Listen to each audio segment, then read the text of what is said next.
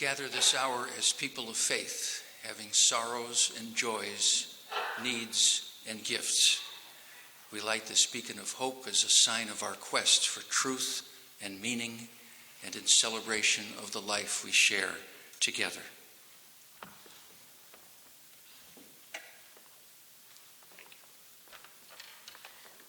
Good morning, and a very special welcome to Reverend Trudeau. Richard Trudeau has been with us many times and has served in many different parishes, I think lastly in Weymouth itself, so very welcome. Good morning and welcome to First Parish Unitarian Universalist Church. My name is Vernon Domingo. I've been a member here for about 20 years, enjoyably so.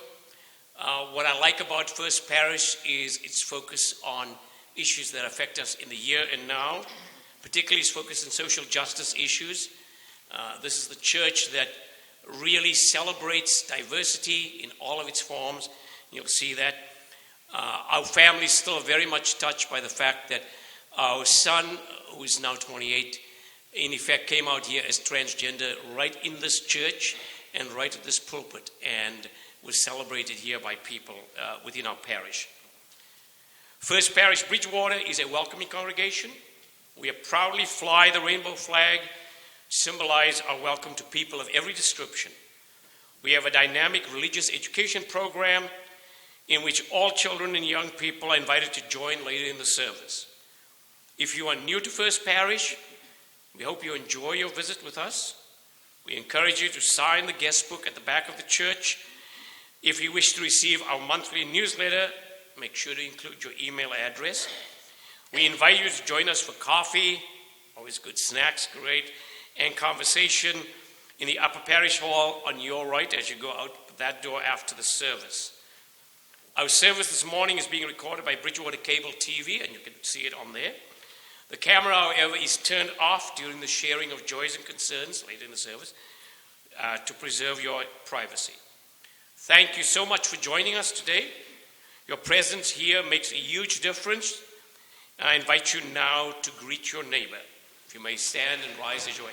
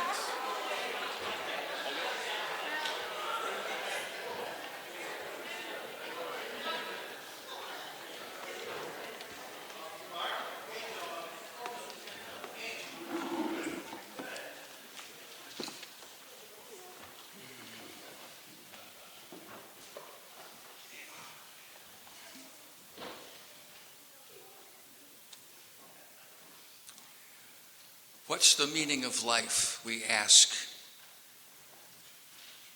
What's it all about? Why are we here? Well, here's the answer. According to the nature writer and mystic Annie Dillard, she writes, "We are here to abet creation and to bear witness to it, to notice each other's beautiful face and complex nature, so that creation doesn't have to play to an empty house." Could we join, please, in our opening hymn, number 1, May nothing evil cross this door.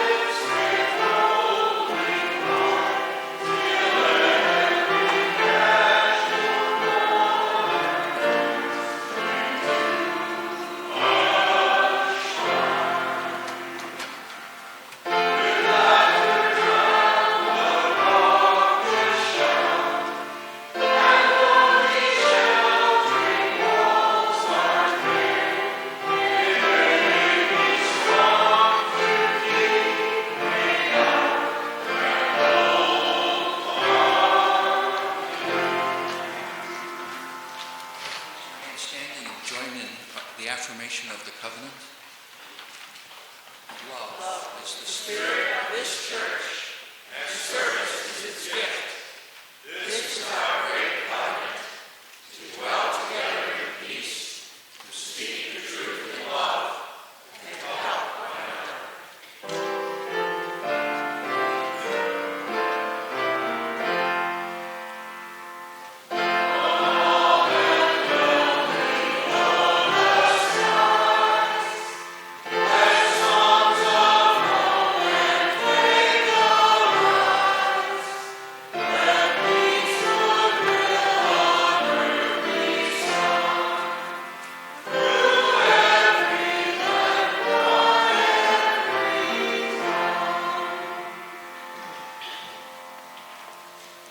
Tom is going to lead the time for all ages.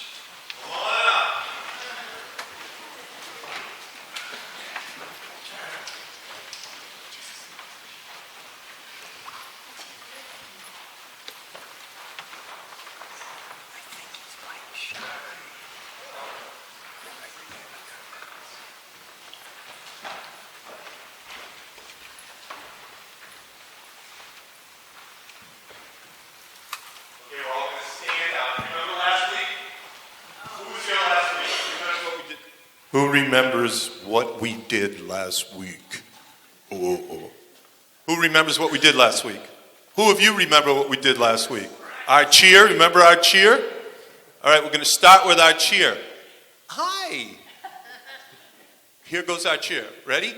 California oranges, Texas cactus. We are the team that needs no practice. All right, everybody, one time. California oranges, Texas cactus. We got a team that needs no practice. Thank you. Okay. Remember we talked about that last week and we said, there used to be a stool over here. I think I remember it from last week. Yeah. Yes, please. Thank you. So, I can actually sit right here. So remember what we said last week? We said that we come to church. What we do here is we practice. When you practice soccer, you're trying to be better at soccer. And when we're in the choir, when we practice singing, we're trying to get better at singing. And when we come to church, we try to get better at how we deal with people and how we live in the world outside of church. So, I have a story. I hope it's not too long. And I told you last week, I said, okay, I'll tell you a story next week that shows what it's like when you have this practice, when you have the chance to come to a church and practice this. So this is a story about, I'll call her Emerson, since Emerson isn't here today. So Emerson loved to ice skate. She loved to ice skate, and she was good at it. She loved it because when she was ice skating, she felt like she was flying. She was going so fast, and her hair would be out behind her, and sometimes the wind would be so strong because she was going so fast. Her eyes would start to, almost like she was crying, but she wasn't really crying. It was just because she was going so fast. And so there was a store in her town, like Bridgewater, and there was a lake right near her house, and she liked to skate on that lake. It was a really nice lake. She skated on that lake with her skates. And then a friend of her father had a store in town, and he saw these people skating on the lake, and he said, I don't sell any skates in my store. I could sell skates. People have to buy the skates if they're going to skate. So he had an idea, and he said, to let everybody know that I'm going to sell skates, we're going to have a race on the lake, and the winner is going to get a new pair of skates. And Emerson heard about this, and she looked at her old skates from her grandmother that her grandmother used to have, and they looked kind of old. And they were scuffed up a little bit, and there was a place where it was ripped. So she said, wow, new skates. And she'd go by, and Mr. Murchison, who was the man who owned the store, he put the skates in the window of the store, and he put a little sign under the skates, and he said, win these skates! Come in and sign up for the race. So everybody would go by and look at the window, and then they would go in the store and sign up. So Emerson did that. And then she practiced. And then the day of the race came, and everybody went down to the lake, and they had people there, and there was a starting line, and what you had to do was skate all the way around the lake and come back, and the finish line was the same place as the starting line. And, is that okay so far? Yeah.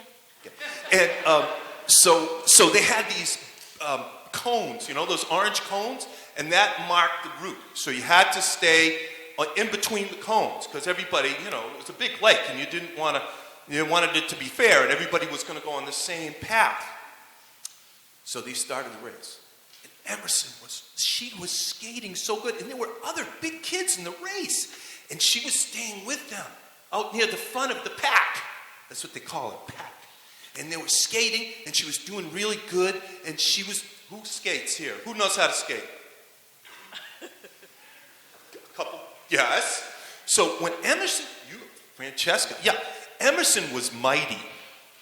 She was mighty. And you know why she knew she was mighty? Because when she skated, this is a little bit how you skate. She would skate like this. She'd push with that leg, and in her head, what she was thinking was, I am pushing the whole lake backwards. And that's how she knew she was mighty. That's how she skated. And she could picture the whole lake going, whoosh, all that ice just going backwards every time she took. Whoosh. So she was out near the front, and they were going around the bend at the far end, and there was an island there. And as they were going around the bend, she saw one of the older boys went inside the line. And she said, what? What's he doing? And then she realized he was cutting off so he could get ahead of everybody. He was cheating. She got a little upset about that. For a minute, she forgot about skating, and her legs started getting wobbly. And then he fell through the ice. He fell in. Yeah. But nobody laughed. He fell in. And when she saw that, she started skating faster in the other direction. She didn't even think about it. She saw him fall in, and she knew he needed help. So she turned and went to the shore, where she had a friend who lived in a house right there. And as she was getting close to the shore, she started yelling, rope! I need rope. And her friend saw what happened. So her friend ran down to the shed, and she went inside because they had a boat, and everybody who has a boat has rope. And she went inside the shed, and she grabbed some rope, and she threw it. And Emerson grabbed it, and she skated as fast as she could. And she got close. She can't go too close to the hole, or Emerson would fall in. And she threw the rope, and she turned around, she grabbed the rope, she wrapped it around her arm, and she started pushing the lake backwards. As hard as she could, her mighty legs pulled that knucklehead out of the water, the cheater. But she wasn't thinking about that. She knew it was dangerous. And she pulled him out of the water, and she got him up on the ice. And by that time, some other people had run down from the shore with blankets, and they were putting blankets on him, and they were helping him, and they were getting him off. And she was standing there. Oh, her legs were killing her. And then she realized the race was over. I mean, it took her so long to do that. I mean, all these kids could skate. And she was...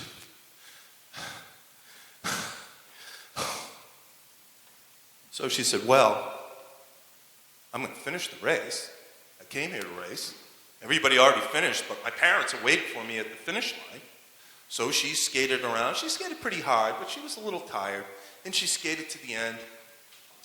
And her parents didn't know what happened. They said, we saw you go around the island, and then what? How come you, what? And she said, I'm going to tell you later about this. And they had already heard from other people about it. And they said, okay, well, let's go home. And she said, I'm going to walk home. She was kind of, she didn't know what to think because she wanted to win the thing and the kid and the fell and the boom. So she walked home. And on her way home, she was thinking about everything. And on her way home, she said, boy, I started the race pretty good. I was pretty strong at the beginning. But the time I skated the best was when I was skating to help the boy who fell through the ice. He said, I wasn't even thinking about anything. I forgot all about the new skates. I forgot about everything except helping him. And I was at my best when I wasn't thinking of myself and I was trying to help somebody else. And that's what you learn when you come here and you practice. Let's go to Sunday school.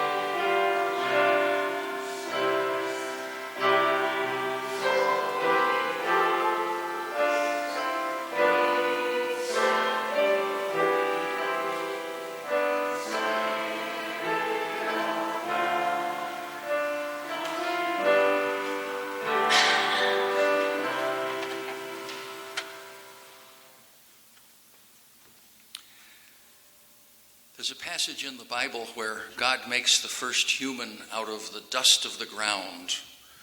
But the passage actually says it's not dry dust because the ground has been watered. So I prefer to think of it as mud. And Kurt Vonnegut, reflecting on that passage in his novel Cat's Cradle, wrote a meditation on that passage that I'd like you to join with me in performing. Every line is said twice, so I'm asking you to please repeat after me. God made mud. God got lonesome. So God said to some of the mud, Sit up. See all I've made. The hills, the sea, the sky, the stars. And I was some of the mud that got to sit up and look around.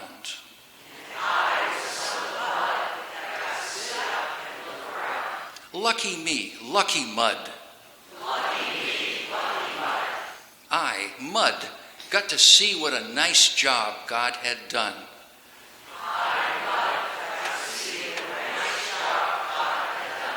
Nice going, God. Nobody but you could have done it, God. I certainly couldn't have. I feel very unimportant compared to you. In fact, the only time I feel the least bit important is when I think of all the mud that didn't even get to sit up and look around. I got so much, and most mud got so little. Thank you for the honor. Soon mud lies down again and goes to sleep. What memories for mud to have. What interesting other kinds of sitting up mud I met.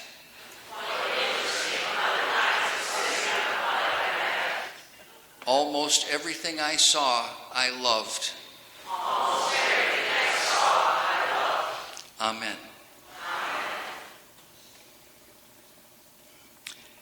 And now for the support of this congregation and its work, the morning offering will be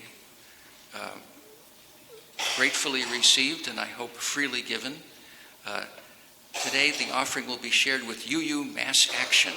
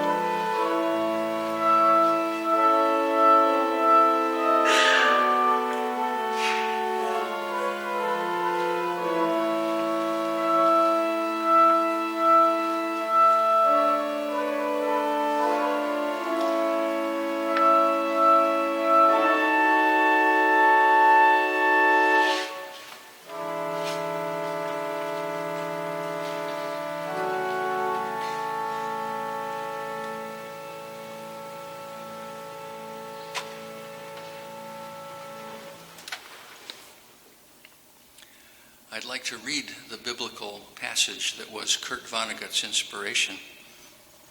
This is the original beginning of the Bible. It's now found at the beginning of chapter 2 of Genesis, but this is hundreds of years older than chapter 1, which was pasted onto the front later.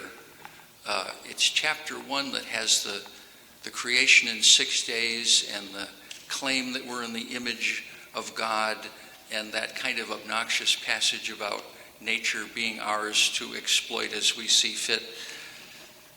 This is by a different author with a completely different attitude.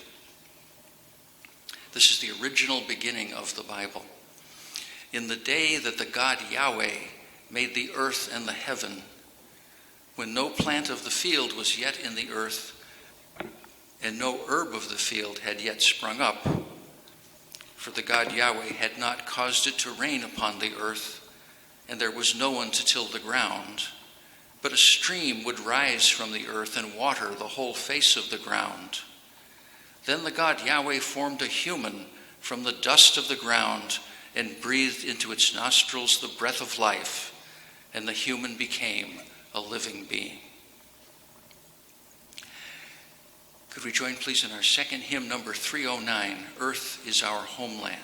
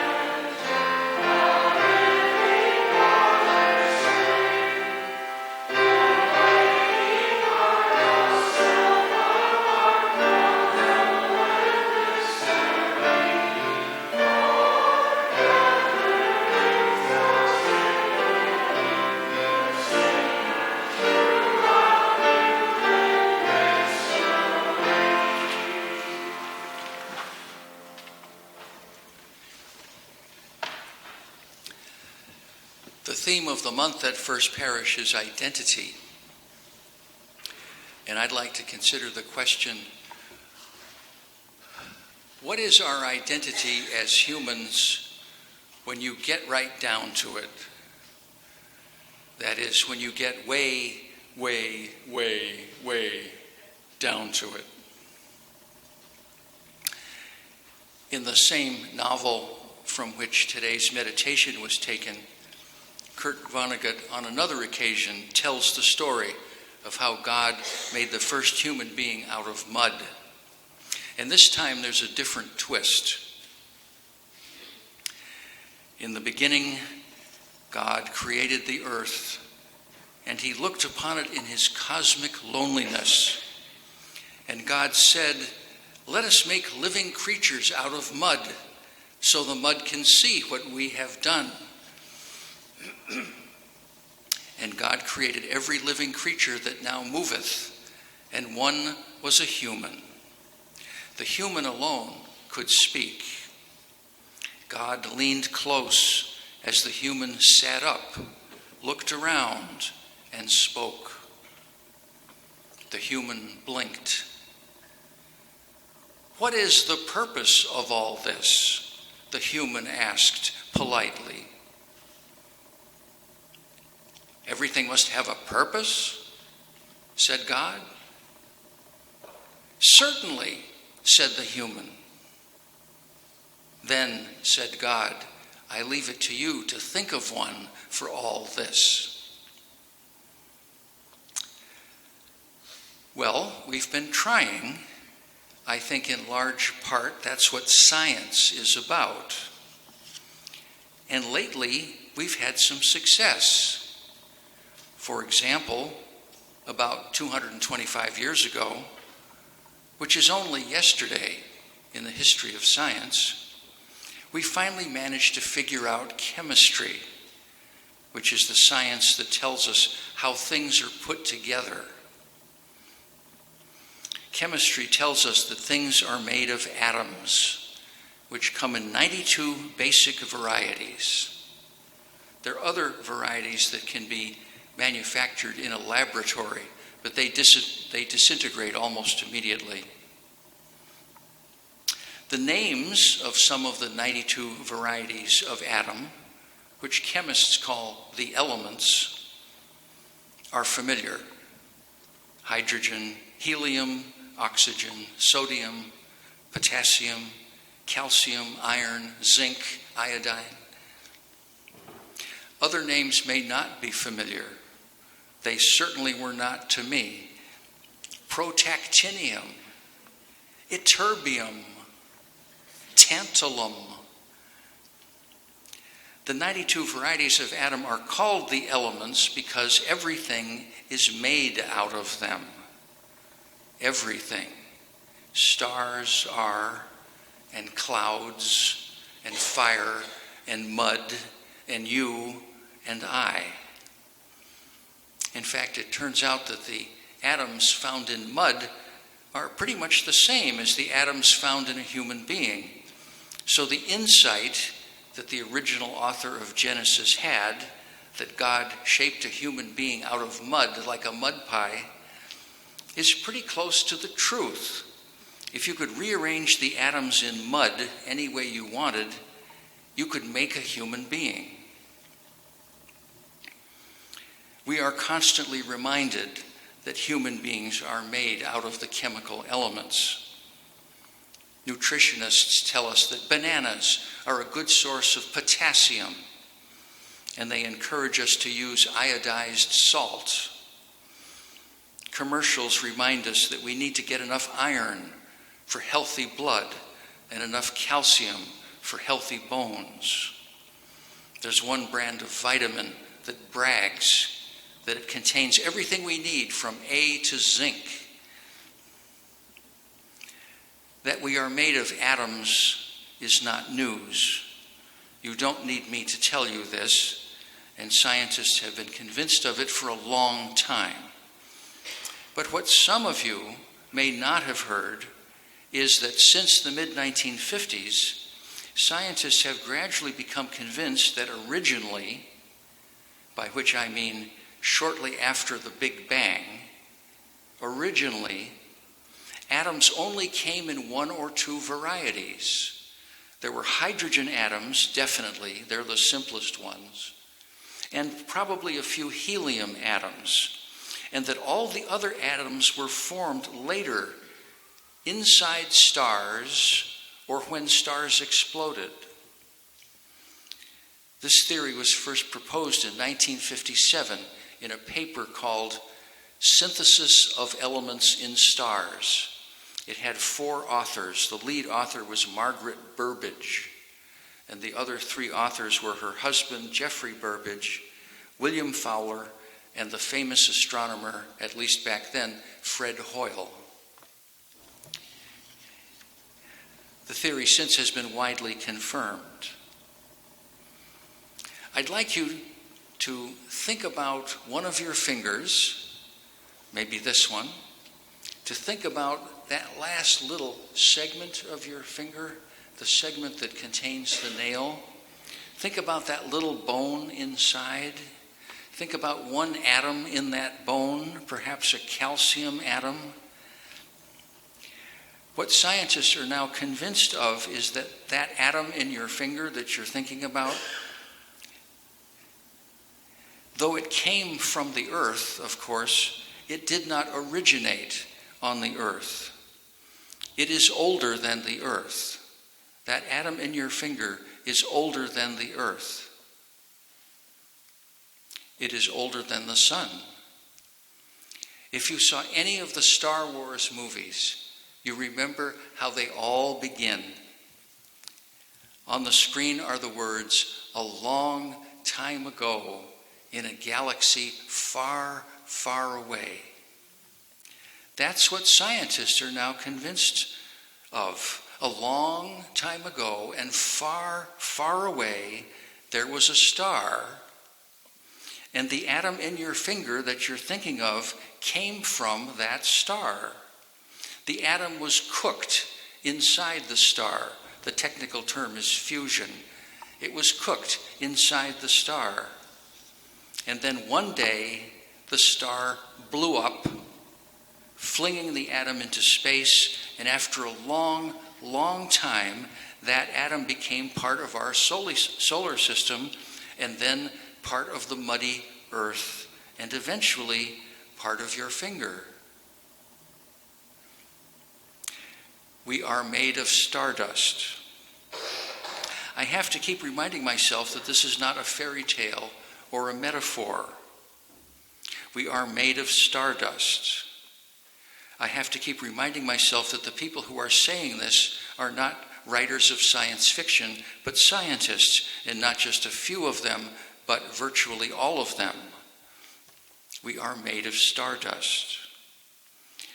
The image of humanity as sitting up mud is an image of ourselves that we've had for a long time.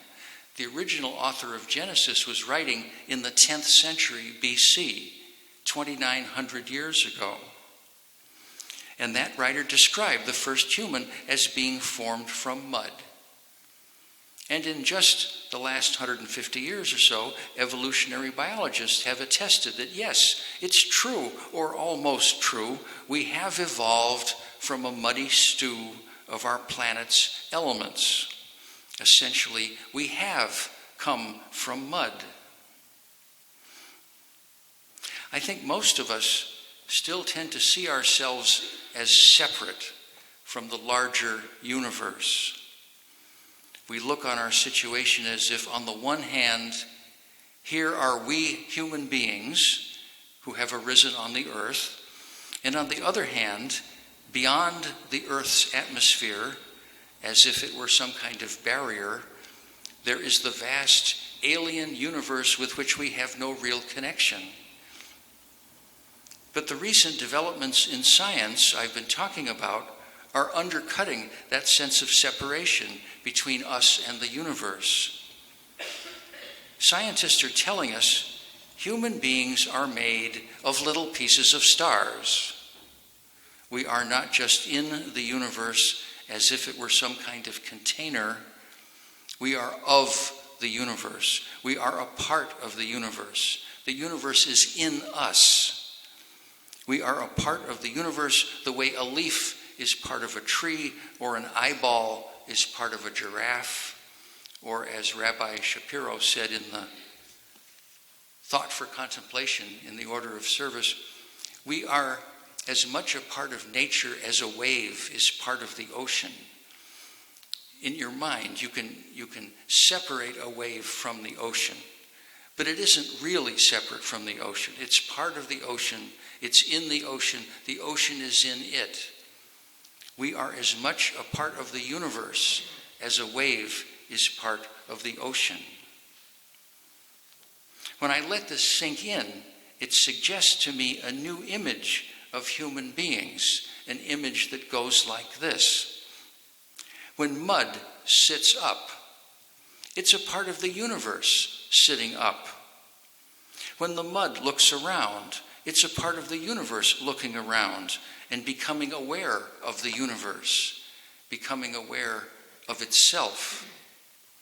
When the mud asks questions, it's the universe asking questions about itself. In this corner of the universe, we seem to be the most intelligent species. If that's correct, then in our neighborhood, we are the principal means by which the universe becomes conscious of itself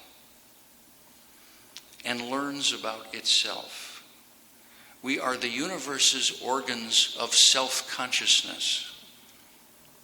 We are the universe's organs of self-consciousness. We are here to abet creation and bear witness to it, as Annie Dillard said, so that creation doesn't have to play to an empty house.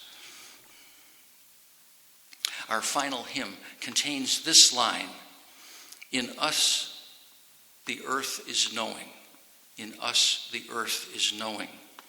It's more than that. In us the universe is knowing. In us the universe is becoming conscious of itself. We are the universe's organs of self-consciousness.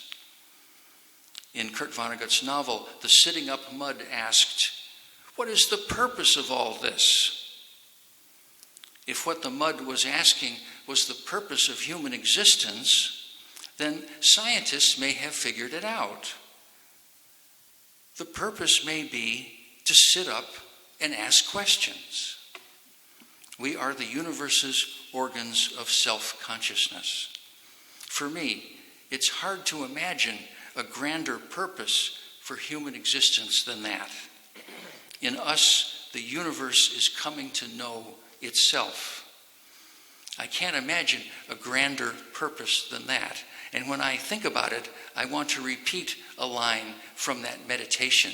I want to say, "Nice going, God. Nice going." Amen.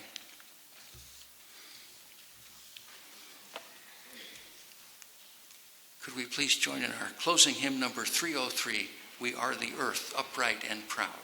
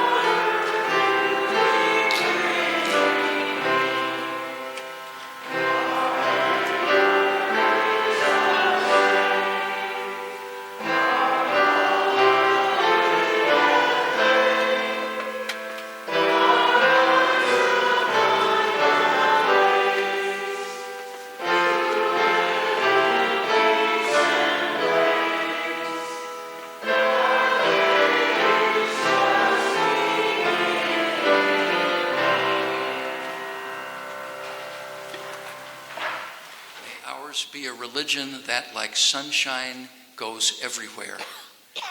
Its temple, all space. Its shrine, the good heart.